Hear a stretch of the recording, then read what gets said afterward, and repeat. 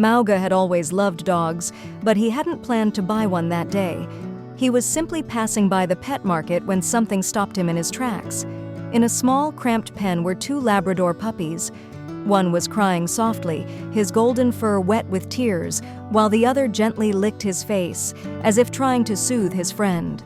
He snapped a photo of the touching moment and posted it on social media, writing, "These best friends are saying goodbye because they're about to be separated." The response was immediate. Hundreds of comments flooded in, urging Mao to buy both dogs so they wouldn't have to part. But Mao didn't have enough money to save them both. His heart ached as he looked at the two Labradors, knowing what was about to happen. Finally, he made a decision. He couldn't let the crying dog suffer any longer. He walked over to the seller and purchased the tearful Labrador. As he led the puppy away, he glanced back to see the other Labrador watching them, his eyes wide and sad, as if realizing that his best friend was leaving.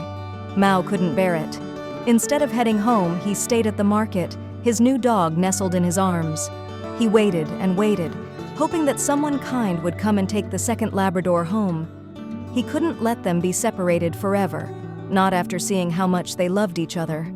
Hours passed, and just as Mao began to lose hope, a young woman approached the seller. She knelt down by the pen, her eyes softening as she saw the remaining Labrador. Without hesitation, she decided to buy him. Mao rushed over, his heart pounding. "Wait, please, I have to tell you something." The girl looked up, surprised but curious. Mao quickly told her the story, the tears, the tender licking, the bond between the two Labradors. He pleaded with her, "They're best friends. Please don't let them be separated forever." The girl's eyes filled with emotion as she looked down at the dog she had just bought. She smiled softly and nodded.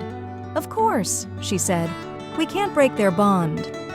They exchanged numbers and agreed to meet twice a week at the park so the dogs could play together, their friendship preserved. From that day on, the two dogs continued to share their time together, running through the park, rolling in the grass, and delighting in each other's presence. Though they lived in separate homes, their bond remained unbroken.